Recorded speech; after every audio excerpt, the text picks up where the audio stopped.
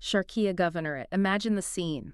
A village street, usually settling down after sunset, but tonight it's just chaos. Flashing lights painting the walls, a crowd of neighbors huddled together whispering. Fearful. You can almost feel that tension. Exactly. And right in the middle of it, this apartment building, cordoned off, you hear muffled sounds, security forces moving inside.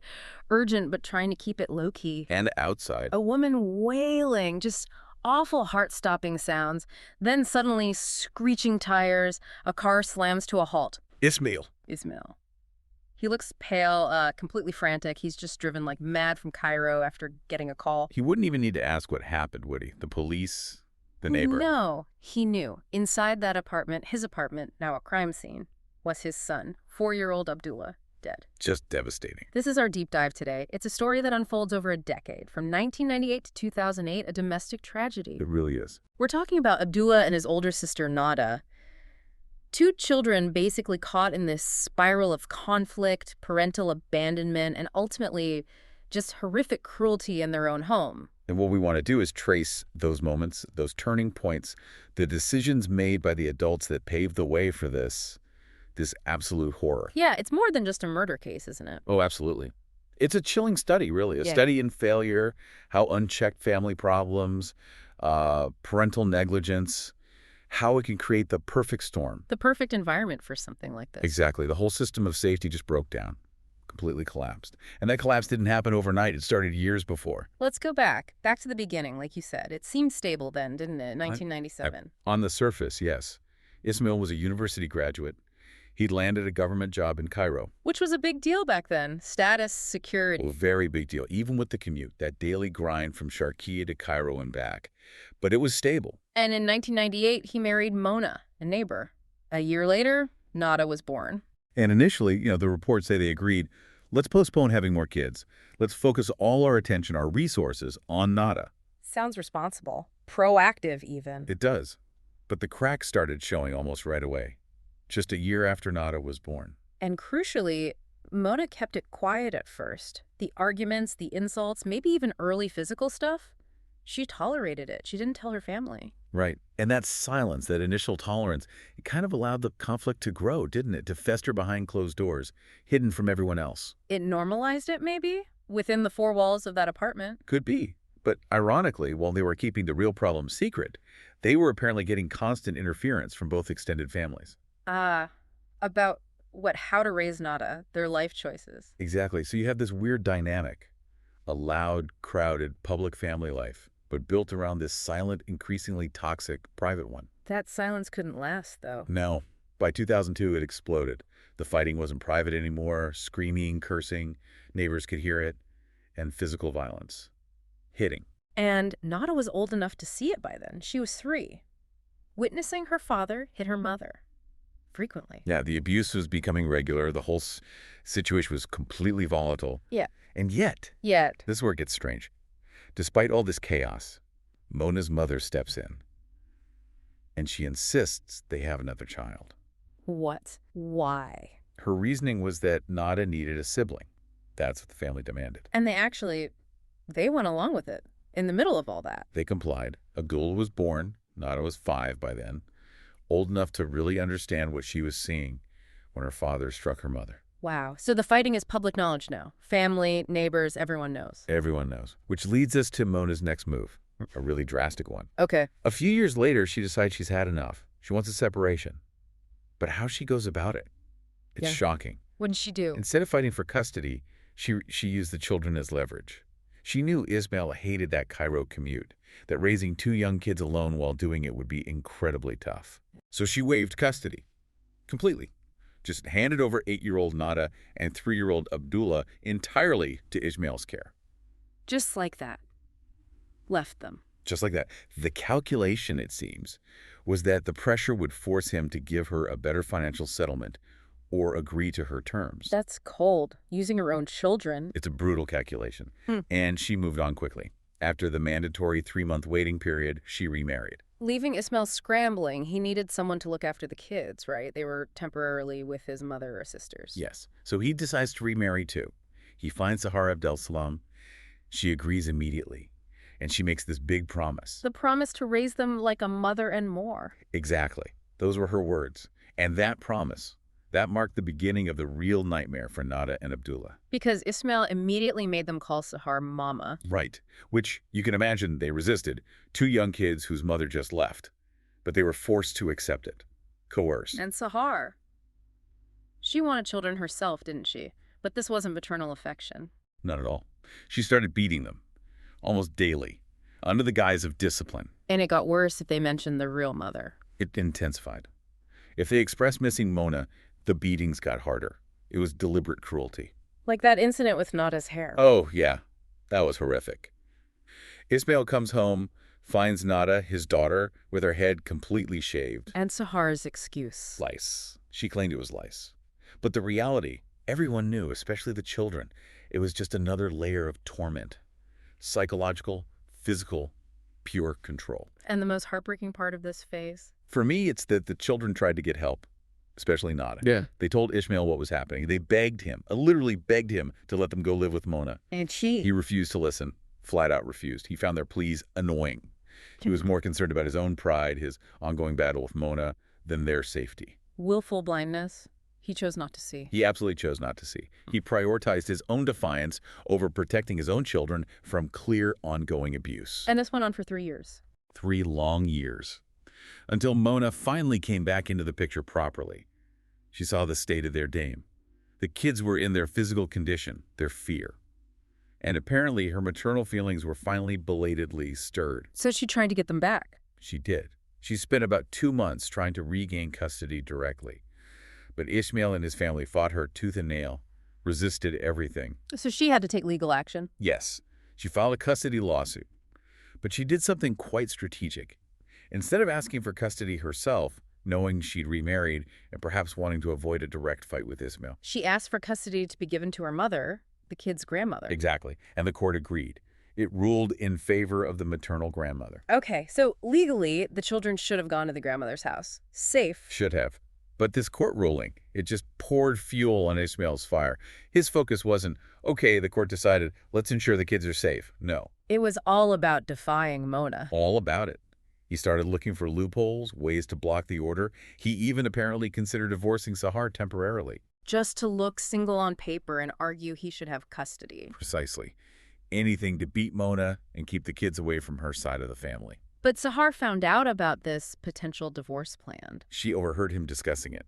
And that, right there, that was the critical tipping point, the catalyst. Because suddenly she saw her whole situation threatened. Everything. The marriage, the control over the children, any financial security or inheritance she might have expected. It was all tied to Nada and Abdullah being there. If they left, or if Ismail divorced her to keep them, she could lose everything. So her hostility towards the children. It became murderous, lethal. She saw them as the direct obstacle to her own security. And Ismail, instead of following the court order, protecting his kids, He did the opposite. He was leaving for his Cairo commute. But before he went, he told Sahar right in front of Nada and Abdullah, if anyone comes from the court or Mono's family to take the children, hide them. he told her to defy the court order in Wow. front of the kids. Yes. Imagine how terrifying and confusing that must have been for them. Their father telling their stepmother to hide them from potential rescue. He basically sealed their fate with that instruction. And then he left for work. He left. 3 hours later, his phone rang. Turn back. Come home immediately. And he arrives back to that scene we started with. The police, the neighbors. And the confirmation.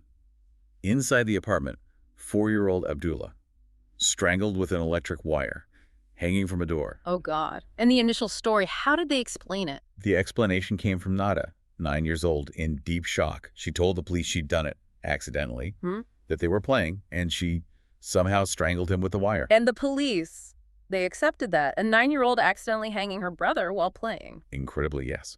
They ruled it accidental homicide by a child. The forensic report confirmed strangulation, of course, but Nada's story, given her age and shock, was accepted as the official narrative. But it wasn't the truth. Not the whole truth. A week later, Sahar reveals a little piece of it, but only to Ismail. What did she tell him? She confided that, yes, the kids had been fighting just before Abdullah died. Abdullah apparently didn't want to go to the grandmother's, but Nada did. Sahar admitted she deliberately kept this argument from the police and from Mona. Why tell Ismail that? Was she testing his reaction? Setting something else up? It feels like it, doesn't it? Minimizing her own role, maybe gauging his loyalty, perhaps laying the groundwork for what came next. Because she knew Nada wanted to leave. And what happened to Nada after Abdullah's death? Sahar kept her completely isolated, banned from going outside, banned from talking to anyone. Nada was psychologically shattered, grieving, terrified, trapped. And then? 3 weeks after Abdullah's funeral, just 3 weeks, Nada makes one last plea to her father. Please, let me go live with my mother. And Ismail, after everything, after one child was dead under suspicious circumstances. He refused, still prioritizing his stubborn pride, his fight with Mona, over his terrified, traumatized daughter's desperate request. He said no. That refusal, it triggered the end, didn't it? It seems so. Moments later, Sahar saw Nada talking to her young cousin, Mohammed, who was about the same age, 9. And Sahar panicked. Pure panic. She must have feared Nada was telling him the truth about Abdullah. She immediately grabbed Nada, rushed her back into the apartment, away from the cousin. What happened then? About an hour later, Sahar casually tells the family Nada's taking a nap, and she leaves the apartment for a while. She leaves. She leaves. 4 hours later, she returns. Ismail still isn't back from work. Sahar goes inside and finds the second horrifying scene. Nada. Nada, strangled with a rope, hanging from the ceiling. And Sahar's story this time. The second lie. She told the police Nada was deeply depressed. Devastated by her father's refusal to let her go to her mother, she must have committed suicide. And Ismail backed this up. Tragically, yes. He confirmed to the police that he had refused Nada's request just hours before she was found dead. He unknowingly helped build Sahar's false narrative. But the forensics, surely they questioned suicide by hanging for a 9-year-old. They did. This is a critical failure. The medical examiner confirmed strangulation, but specifically noted it was highly improbable for a child that age to commit suicide in that manner. Highly improbable. So doubt was officially erased. Yes, glaring forensic doubt. Plus, you have 2 siblings dead by strangulation in the same house within 3 weeks. Yet, incredibly, They closed the case. it was registered as suicide. Officially, there was a lack of evidence pointing elsewhere. No obvious suspects presented at that moment, despite the improbability. But someone still had suspicions. Thankfully, yes. Security forces weren't entirely convinced. The circumstances were just too unnatural, too coincidental. They kept looking, quietly perhaps. And the breakthrough came from? The cousin, little Mohammed. The 9-year-old boy Nada had been talking to just before Sahar dragged her inside. What did he know? He went to his grandmother. He couldn't keep the secret. He told her what Nada had confessed in those last few moments of whispered conversation, that Sahar had killed Abdullah, and that Sahar had threatened Nada, told her she'd kill her too if she ever revealed the truth. Wow, that brave little boy. Absolutely. His information changed everything. It gave the police the leverage they needed. They summoned Sahar again. And this time, confronted with Mohammed's testimony. She broke. Yeah. Completely collapsed. She confessed to everything, both murders. Abdullah first. Yes. She admitted she killed Abdullah right after he said he wanted to leave her, to go to his mother. It was immediate, reactive rage and fear. And Nada. She killed Nada 3 weeks later out of pure, cold fear. Fear that Nada would expose her after Sahar saw her talking to Mohammed.